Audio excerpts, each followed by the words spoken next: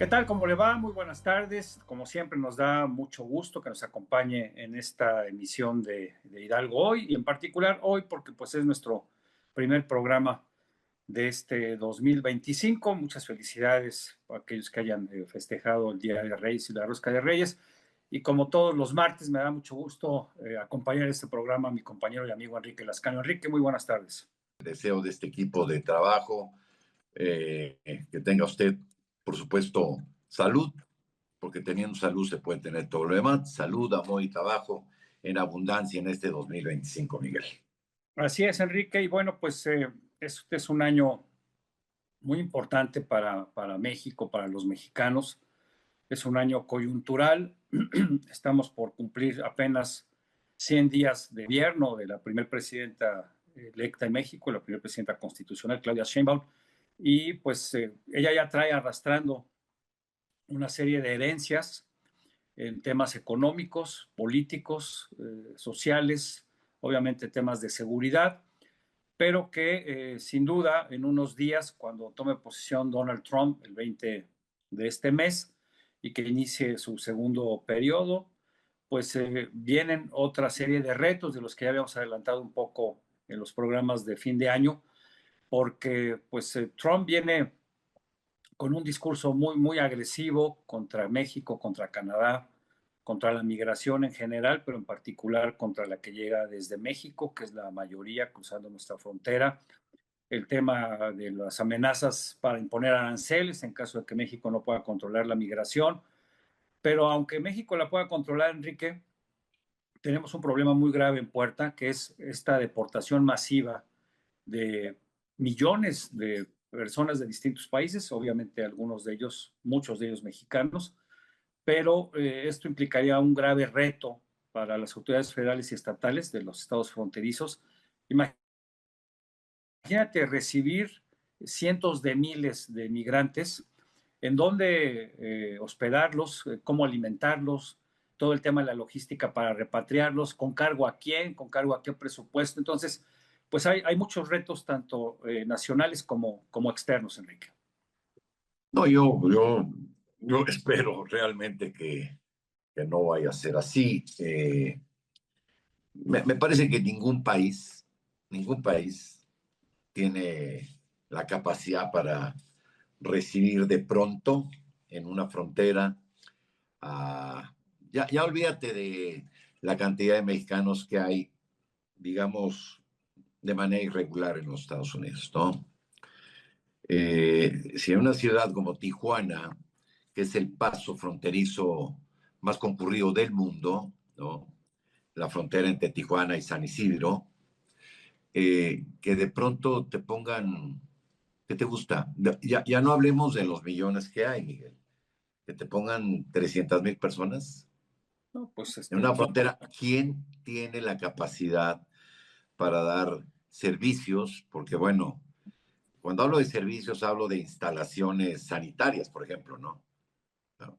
pues nada más de entrada eso, ¿no? Darles de beber, darles de comer, ofrecerles servicios, como tú dices, baños, WC, Baño, regaderas, ¿no? Y si no las hay, pues entonces se convierte eso en un foco de infección baños, nada más puede, baños. No, que se ahora, puede expandir rápidamente a la comunidad. O sea, en el caso de la repatriación de mexicanos, bueno, pues se entiende, se sobreentiende que esos mexicanos pues serían canalizados a sí, sus pero lugares, pero no de inmediato, Miguel. a sus lugares de origen, no de inmediato. No, Pero entonces, ahora imagínate cuántos migrantes de El Salvador, de Guatemala, de otros países de Centroamérica, venezolanos, haitianos, cubanos, asiáticos, africanos que han llegado a Estados Unidos a través de la frontera de México. Y como nuevamente Trump quiere implantar esta figura de país seguro, de tercer país seguro, repatriar a los que ingresaron a su país de manera ilegal por la frontera por la que ingresaron, que es la frontera de México, pues entonces esto crearía una serie de problemas de todo tipo, ¿no? Empezando por los alimentarios, sanitarios, etcétera. Ya en semanas anteriores, previendo esta situación, Claudia Sheinbaum se ha reunido con los gobernadores del norte, de los estados de Baja California, de Sonora, Chihuahua, Coahuila, Tamaulipas, Nuevo León, que son los estados fronterizos, para empezar a articular una serie de acciones preventivas y programas para enfrentar esta situación. Se habla incluso de empezar a recibir a estos flujos de migrantes cuando se dé en estadios de algún deporte, ¿no? Ya sea de fútbol, de béisbol. Pero además, fíjate otra cosa que tú y yo estamos ahorita padeciendo, ¿no? Y millones de mexicanos, que es el tiempo, ¿no? El frío, las inclemencias del tiempo y sobre todo allá en el norte, que las temperaturas son gélidas. Imagínate albergar a todas estas personas en este tipo de instalaciones que no están hechas precisamente Al aire libre. para dar cobijo a las personas, pues es un reto muy grande, Enrique.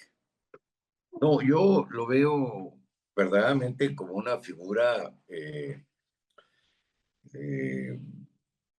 futuro distópico, Miguel. Realmente me parece que sería un tema catastrófico. Claro, si atendemos a un discurso, eh, pues seguramente el discurso será, y bueno, habrá que esperar la realidad, pero estamos preparados para eso, tal. Ahora, yo realmente me parecería terrible que se hiciera esto por parte de los Estados Unidos, porque aquí hay dos cosas, ¿no? Una, que yo entiendo que hay un discurso, Miguel, de un hombre que me estaba ganando las elecciones y entendía que los botones para, para poderlo hacer era atacar entre otros temas, atacar la migración. Buena parte de la estructura de la narrativa postelectoral de Trump. Ahora, ya puestos en la circunstancia de presidente, eh, la primera vez que fue presidente no lo hizo y el discurso también había sido muy duro, pues, ¿no? Claro, hubo una negociación, aquella famosa negociación con Marcelo Ebrard, ¿no? Donde en esta lógica se comprometía a que se utilizarían recursos humanos y materiales para detener desde nuestra frontera sur la migración. Ahora no sé cómo se vaya a operar esto. Yo debo de suponer que ya habrá, Miguel, acercamientos con el equipo de Donald Trump, con el yerno de Donald Trump, ¿no? Kushner, para tratar pues de llegar a un acuerdo con esto, porque de otra manera tú te puedes imaginar no solamente la logística que requeriría una acción de este tipo, sino el gasto, Miguel. Puedes imaginar, tú hablas del gasto a cuenta de quién, ¿no? Puedes imaginar el gasto que requeriría la logística de recibir, mantener, enviar, tener ahí por lo pronto, porque, a ver, tú no puedes sacar a una familia, llevártela a un estadio y mandarla a dónde. Oiga, yo no tengo dónde llegar, ¿no? Soy de Cotija, soy de Puebla, soy de la sierra de Querétaro.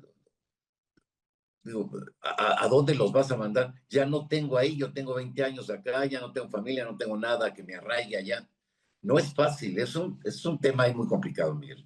Sí, porque más allá de los temas de higiene, de salud, de seguridad, etcétera, está el tema del tejido social, ¿no? Cómo lo rompes allá en Estados Unidos al dividir a las familias y luego regresar a aquellos que no están legalizados, como tú mencionas, regresar a dónde, ¿no? Muchos no tienen arraigo o no tienen familiares, pero suponiendo en el peor de los casos, finalmente son mexicanos y aquí encontrarían en dónde ubicarse, ya sea de manera provisional o permanente.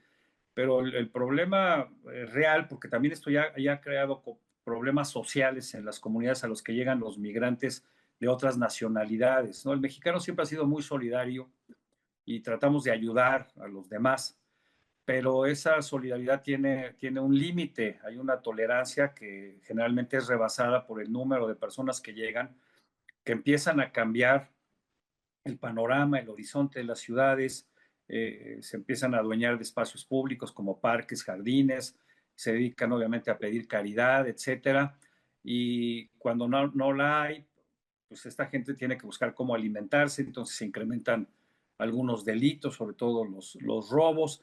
En fin, todo esto trastoca la cotidianidad de las poblaciones a las que llegue. Lo hemos visto en el sur, ¿no? Con los que llegan, aunque aquí ya sabemos que están poco tiempo porque su interés es seguir transitando hacia el norte, pero los que regresen de Estados Unidos y que se queden durante algún tiempo en la zona fronteriza, pues va a generar todo tipo de complicaciones. Lo ideal sería, porque yo creo que en esta ocasión Trump viene mucho más agresivo, ya no tiene nada que perder ni nada que ganar porque él ya llegó nuevamente a la presidencia, sabe que no puede postularse a un siguiente periodo, entonces todo lo que quiera hacer lo tiene que hacer en estos próximos 4 años.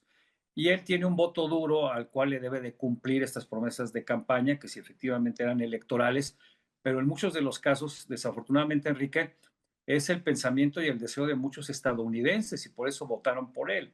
La gente de Texas, que son en su mayoría republicanos, pues no están de acuerdo en que sigan llegando olas de migrantes mexicanos o de cualquier país, porque además de que les crea estos problemas de los que ya hablamos, en muchos casos piensan, les quitan el trabajo o los desplazan, cosa que no, tampoco es cierto, porque ya sabemos que la oferta de trabajo en Estados Unidos es muy grande y mucha oferta de este trabajo no la quieren hacer los estadounidenses. Lo ideal sería que las personas fueran enviadas a sus países de origen con cargo al erario de los Estados Unidos a través de flotillas de aviones que estuvieran yendo y viniendo. Pero aún así, imagínate cuántos vuelos se necesitarían, por decir algo, para repatriar, nada más pongamos una cifra conservadora, 100,000 venezolanos, ¿no? Si en un avión de los más grandes caben a lo mejor 350 personas, ¿cuántos vuelos, cuántos recursos? Barato, ¿no? 1,000. O sea, simplemente es difícil dimensionar lo que viene. Pero bueno, este es solo uno de los problemas que debe enfrentar México como país y Claudia Sheinbaum como presidenta, pero del cual se desprenden otros problemas. Si México no controla la migración, habría aranceles. Si estos aranceles se imponen, aún violando el Tratado de Libre Comercio, eso afectaría a la planta productiva de México, afectaría nuestras exportaciones, afectaría nuestros ingresos, pero sobre todo afectaría el empleo.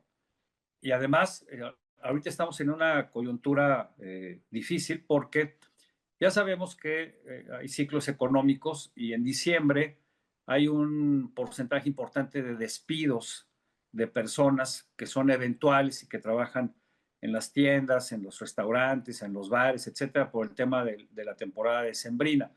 Y cuando esta viene a menos o termina, pues los despiden. Pero este año, Enrique, este año que acaba de terminar, se perdieron más de 400,000 empleos, 406,000 empleos, que probablemente algunos se van a recuperar en los próximos meses, pero por lo pronto esas personas están sin empleo, están en la informalidad y por lo tanto, no sé si viste las estadísticas, las expectativas de confianza del consumidor han disminuido considerablemente porque pues no saben qué va a pasar, ¿no? Y esto genera otro problema adicional. En el momento en que hay menos empleo, hay menos ingreso, pues la gente compra menos, ¿no? O no compra. Y si no compra, pues entonces no se generan impuestos a través del IVA en muchos productos, a través del impuesto de sobre la renta, y por esta razón, pues esto es un círculo perverso que afecta gravemente a nuestro país. Si te parece, vamos a una pausa y regresamos para seguir hablando de otros temas.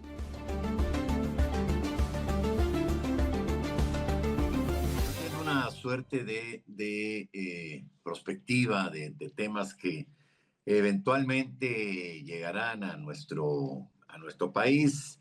Ya hablaba Miguel Bárcena en este primer corte de la circunstancia que habrá de enfrentar México de una u otra manera. Yo no quiero pensar que el panorama del que hablamos se vaya a convertir en una realidad, porque finalmente, pues, hay mecanismos que permitirán una negociación, la diplomacia.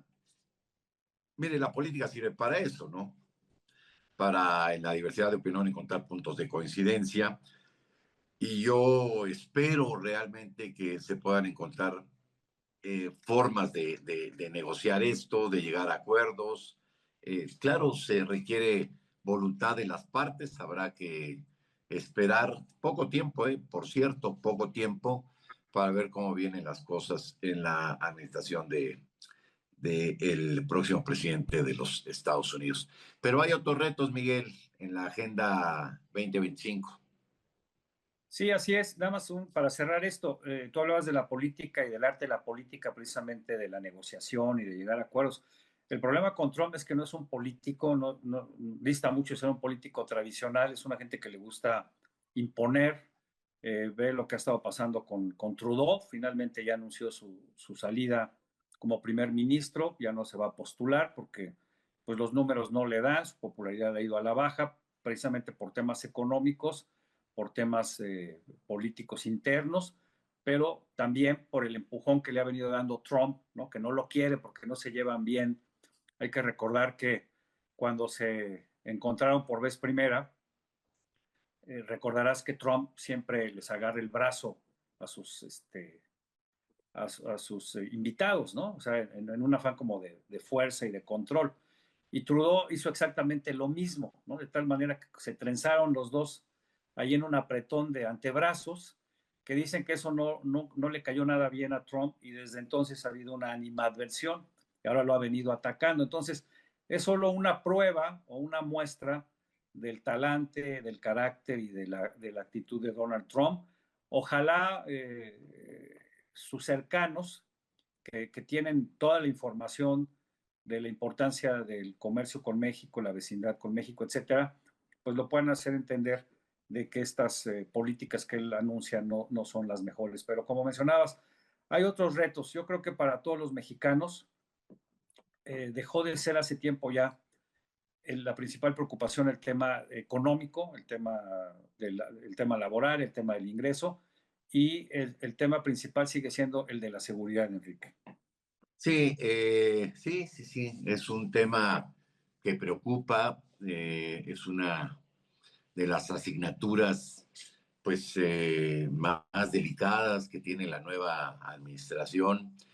Eh, Hidalgo es una de las entidades federativas que ha logrado mantener una tranquilidad y una paz, es uno de los estados más seguros de la federación. Sin embargo, a nivel nacional sigue habiendo un tema muy delicado con respecto a la seguridad. Yo tengo para mí, sí que esto lo hayan hecho público, Miguel, pero me parece que la forma es fondo, ¿no? La visión del combate a la delincuencia me parece que ya cambió. Y yo diría que para bien, la verdad.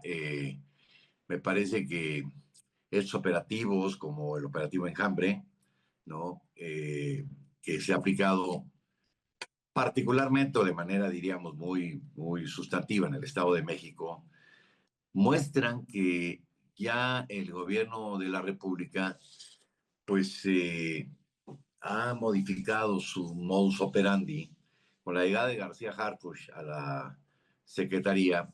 Me parece que se dejó atrás lo que en algún momento podría haber sido un buen programa o una visión, digamos. No creo que fuera un programa como tal.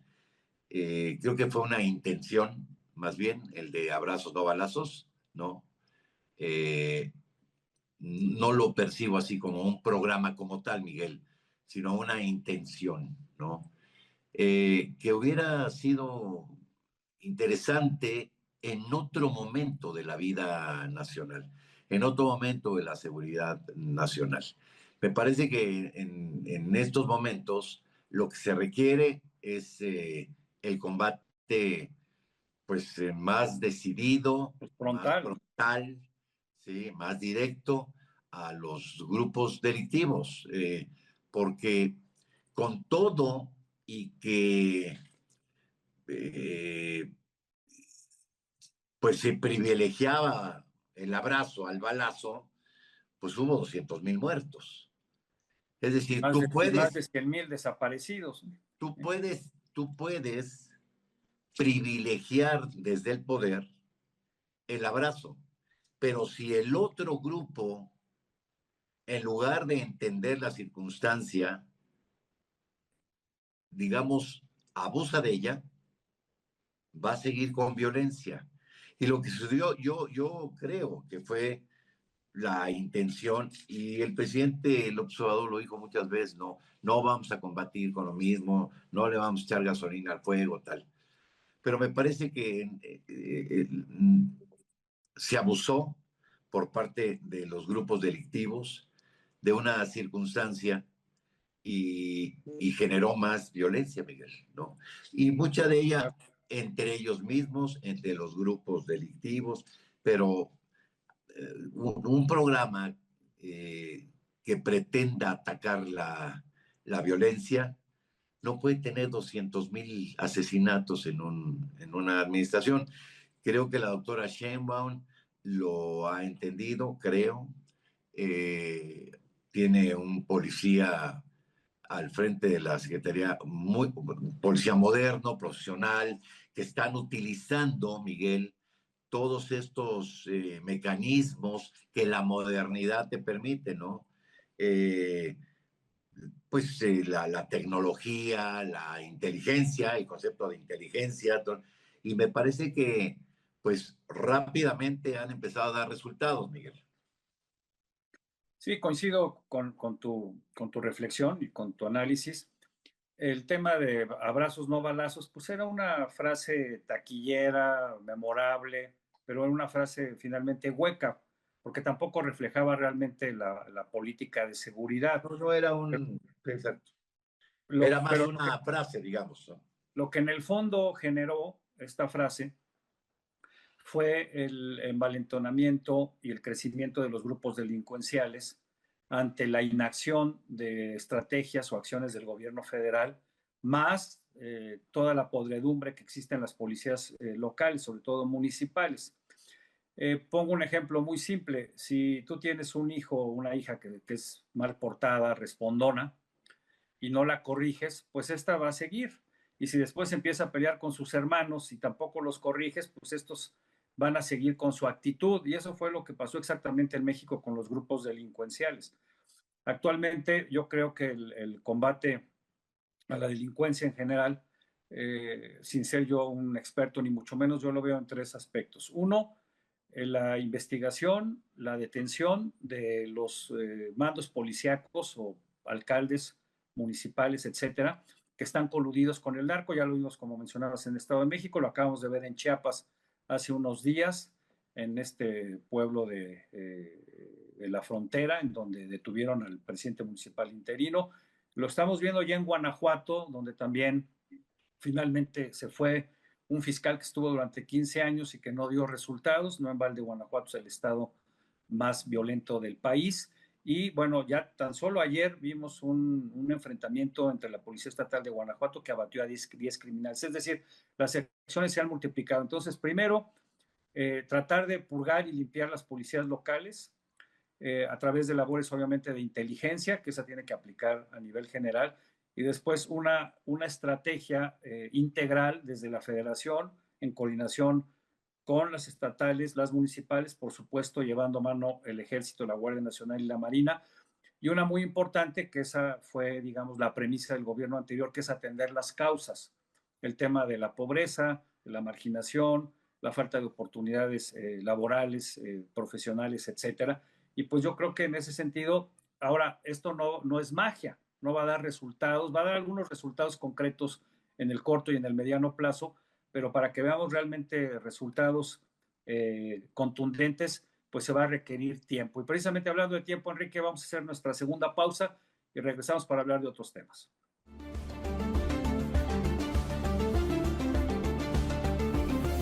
Bueno, ya estamos de nueva cuenta con usted. Hemos abordado en este espacio pues dos de los temas importantes. El tema económico, sí, que tiene, bueno, que está ligado, pues. El tema económico de México está y ha estado y estará mucho tiempo ligado a nuestra relación con los Estados Unidos.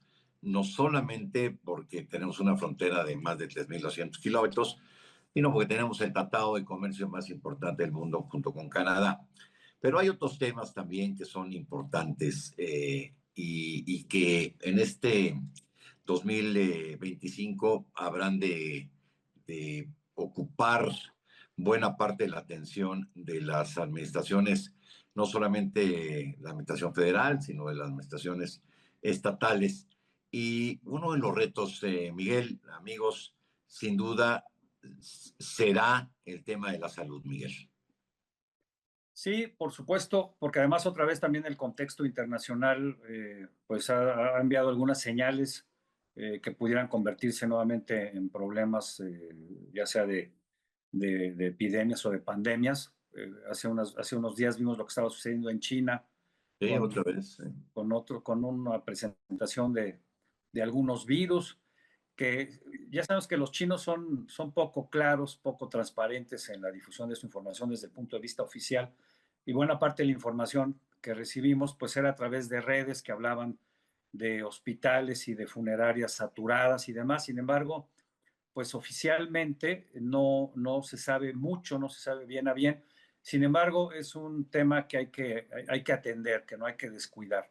Y en el caso interno, Enrique, otro de los problemas que se descuidó en la administración anterior fue el de las vacunas, ¿no? Para prevenir enfermedades. Y hay que dar un dato que es muy grave. La esperanza de vida se redujo en 4 años para los mexicanos, en tan solo 6. Durante cada año y cada sexenio, el promedio de vida, la longevidad de los mexicanos iba creciendo. Y en los últimos años se redujo en 4 años. En parte, lo sabemos por el COVID, pero también por la falta de vacunas para enfrentar y prevenir ciertas enfermedades.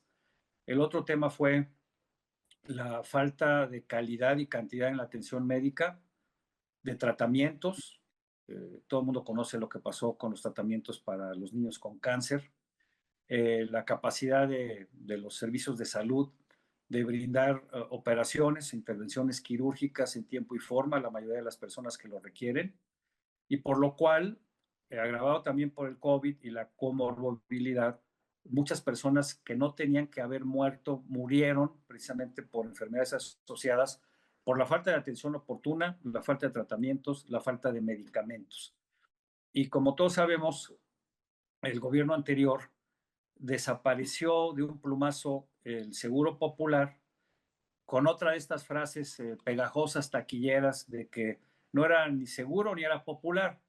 Inventaron el INSABI, que resultó peor que el anterior y que no logró mejorar la cobertura de salud ni la calidad de la salud.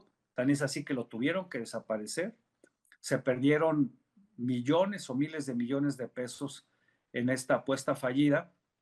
Y ahora hay una nueva, que es la del IMSS Bienestar, Bienestar.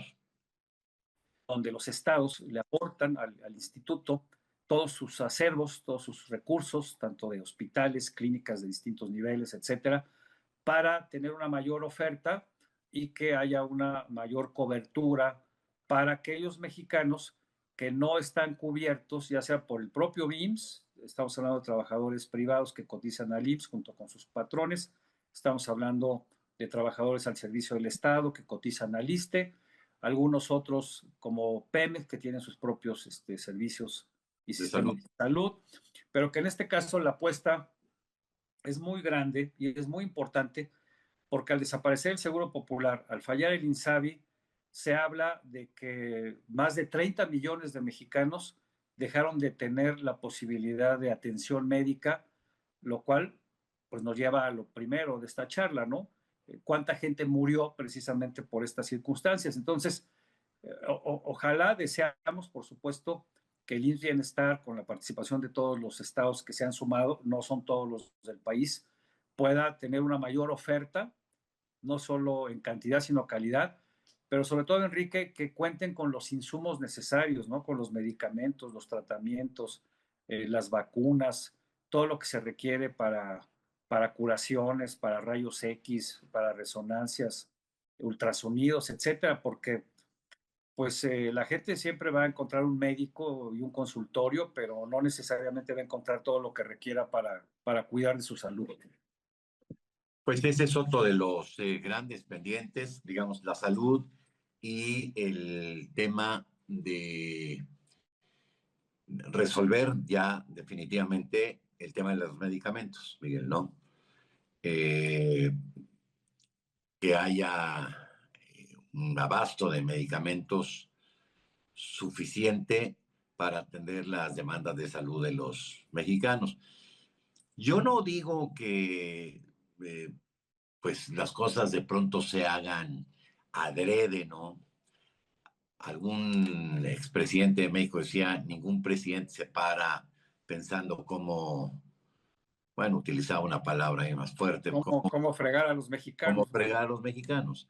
Pero nos dimos cuenta que hubo algunos intentos de esto que en realidad al final no funcionaron, quizá por, bueno, no sé, la propia mecánica del procedimiento era complicada, tal, pero temas como la farmacia de Huehuetoca, la farmacia Tota, pues no funcionaron, no dieron el resultado que se... Y creo que esta administración le ha metido el acelerador al tema de la salud y al tema del abasto de medicamentos. Pero no vivimos, Miguel, en una ínsula, ¿sí? Y vivimos en un mundo que sigue globalizado en muchas cosas. Entonces, lo que sucede en otros lugares tiene una repercusión en México. Y este 2025, eh, lamentablemente, en él siguen viviendo en algunas partes del mundo circunstancias muy complicadas de las que México no puede ser ajeno, entre otras cosas porque ser ajeno a una circunstancia te convierte en cómplice de la misma, Miguel. Tú no puedes ver un abuso y si no haces nada, no convertirte en parte de ese abuso, ¿sí? Ser, ser Entonces, claro, claro, claro. Eh, y el mundo está viviendo ahora, pues particularmente un par de conflictos muy delicados que tienen un impacto en la dinámica mundial. Me refiero al tema de Rusia y Ucrania y de Israel, y bueno, Israel y Hamas, Israel y Hezbollah, Israel y Palestina, Israel e Irán, Israel con algunas posiciones en Líbano, en fin, un conflicto que ahora me parece, a diferencia del de Rusia con Ucrania, que se están sentando ya, yo digo que se tardaron horrores, pero parece que hay una negociación muy formal que podía dar frutos en poquito tiempo, a diferencia del conflicto entre Rusia y Ucrania, Miguel. sí, que por cierto ya va a cumplir 3 años, 3 años, ¿no? sí. Y que pues es un conflicto que en términos geopolíticos está estancado, ¿no? Porque no ha habido avance ni territorial, ni políticamente hablando de las partes, pero es un conflicto que ha costado ya decenas de miles de muertos, 1 millón de vidas, Miguel. miles de millones de dólares o de Y un euros. millón, y 1 millón de víctimas, de las cuales 600,000 son rusas, ¿sí? Y 2,000 kilómetros de territorio perdido por Ucrania. y los cientos de miles de desplazados, ¿no? O sea, tanto ucranianos que salieron en la primera oleada, como jóvenes rusos que no quisieron quedarse en Rusia para no ser reclutados, Exacto. integrarse a los ejércitos. Efectivamente, este conflicto ahí está. No se ve que haya en el momento una salida fácil, pero nuevamente, tanto en este conflicto como en el de Israel, vamos a ver cuál es el papel que juega Donald Trump, porque él siempre se jacta de que si él hubiera sido presidente, Rusia no hubiera atacado a Ucrania, y que si él hubiera sido presidente, el conflicto de Medio Oriente se hubiera podido contener. Ya sabemos que uno de los defectos del presidente Trump es el narcisismo, ¿no? Tiene un síndrome narcisista. Fanfarronear. Vamos a ver si realmente su influencia, su presencia, puede influir en la solución de estos conflictos, y si no, por lo menos en la contención de los mismos, para evitar que el tema de Medio Oriente se siga regionalizando y se convierta en un problema mucho mayor. Ahora, tú hablabas de lo comercial y luego parece que estamos brincando de un tema a otro, pero lo que pasa es que todo está muy ligado. En el momento en que esta situación en Medio Oriente siga convulsionada, sin una salida pacífica pronta, pues va a haber una mayor presión sobre el precio de los hidrocarburos, sobre el precio del petróleo, que eso en primera instancia puede beneficiar a México o beneficia a México porque se incrementa el precio de los indicadores petroleros, ¿no? Que como todos sabemos, pues son el petróleo del Mar del Norte, el Brent, allá en Gran Bretaña, el Texas, el petróleo de Estados Unidos, y los petróleos o los hidrocarburos Ligeros. mexicanos, ¿no? Pero como seguimos siendo dependientes de las gasolinas, aunque México ya una refinería en Deer Park, en Texas, mientras el sistema de refinerías no va a operar al 100% como se nos dijo, porque uno, no tiene la capacidad de operación, y dos, tampoco hay los insumos necesarios. Es decir, Pemex no le puede dar la cantidad de barriles diarios que requieren todas estas refinerías para procesarlo, porque además en su mayoría es petróleo pesado. Dos Bocas sigue ahí, pues ya no sé en qué etapa esté, si esté ya refinando o no, si cuándo van a acabar las etapas de práctica, pero sube el precio del petróleo presionado por los conflictos internacionales. Eso beneficia a México en cuanto a sus exportaciones, pero nos afecta en cuanto a las importaciones de gasolina. Y ya vimos que, gasolinazos o no, el precio de la gasolina sigue subiendo, y esto sin duda pues genera una espiral. Si te parece, vamos a nuestro último corte y regresamos para hablar sobre algunos temas que van a ser importantes a lo largo de este año. Adelante.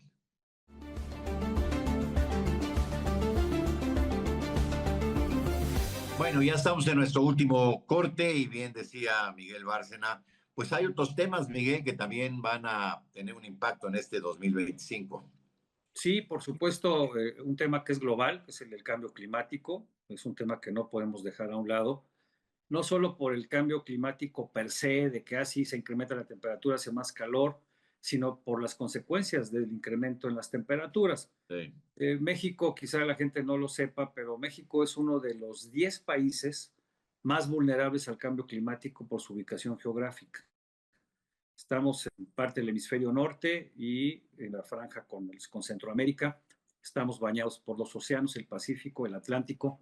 Está el Golfo de México, por supuesto el Mar Caribe. Y la República Mexicana, en su mayoría ya, es un país semidesértico.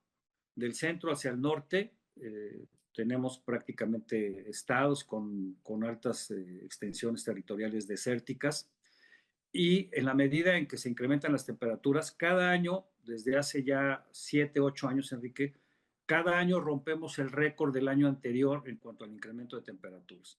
Se habla de que el planeta ya sobrepasó el 1.5 grados de incremento que tratábamos de evitar para que las consecuencias no fueran catastróficas e irreversibles. Hasta ahora no lo hemos conseguido, precisamente porque el lobby petrolero sigue estirando la liga, quieren seguir explotando hidrocarburos y todo tipo de combustibles fósiles, sin importarles que esta actividad, junto con la generación de energía eléctrica, siga incrementando las temperaturas.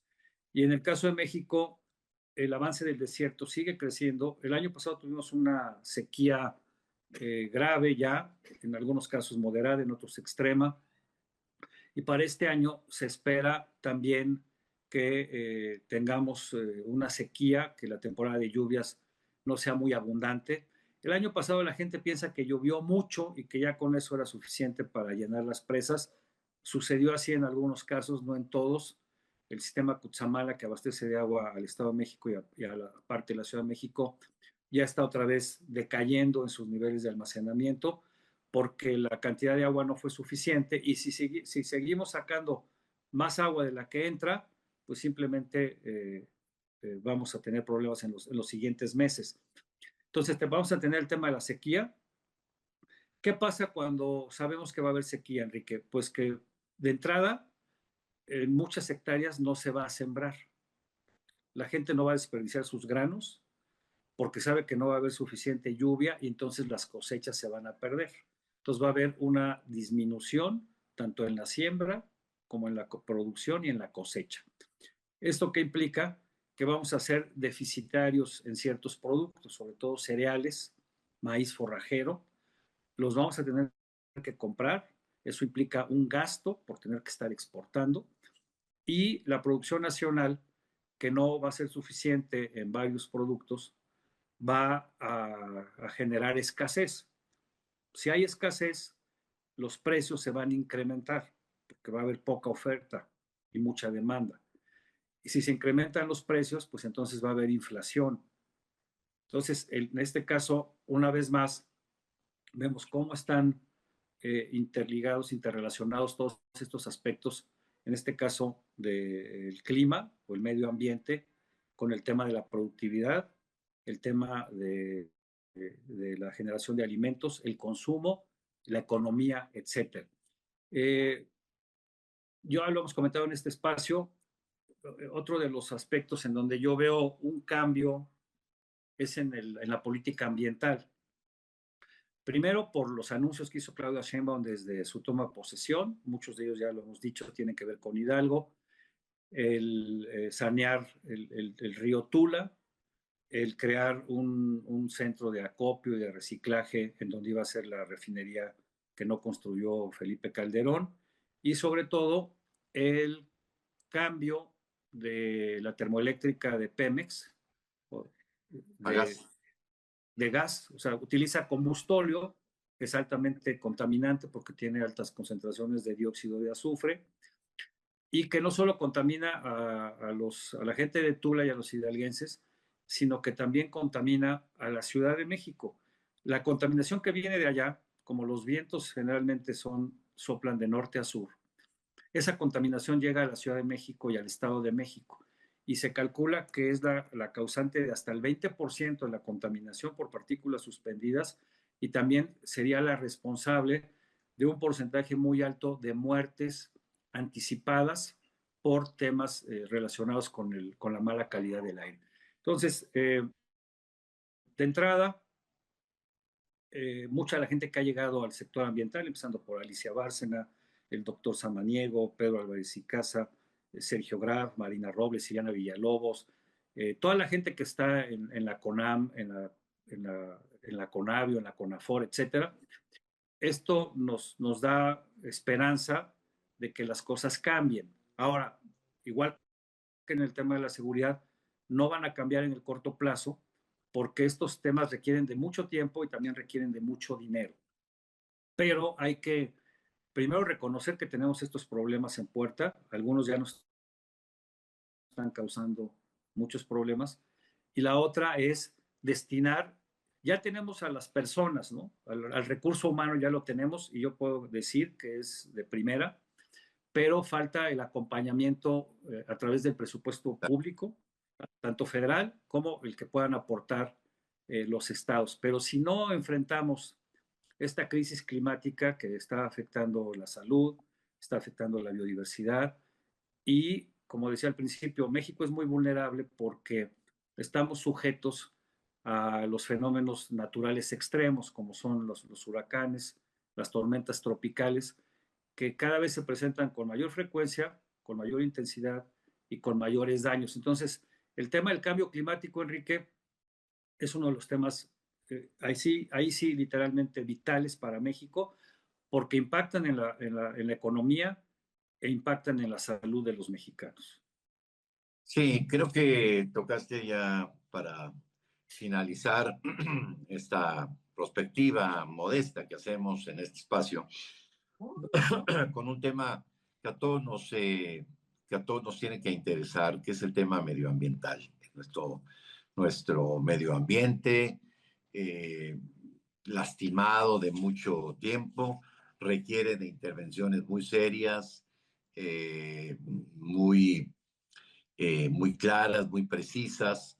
Y aquí es un tema donde nos hermanamos todos, no solamente el gobierno federal, estatal, municipal, no, todo el mundo, pues, ¿no? Porque de nada sirve que México haga lo que le toca, honre sus compromisos internacionales en materia de medio ambiente, si economías como las de Estados Unidos no lo hacen. Y uno de los riesgos de este tema, volvemos al principio, es que quien va a llegar a la Casa Blanca no cree en el calentamiento global.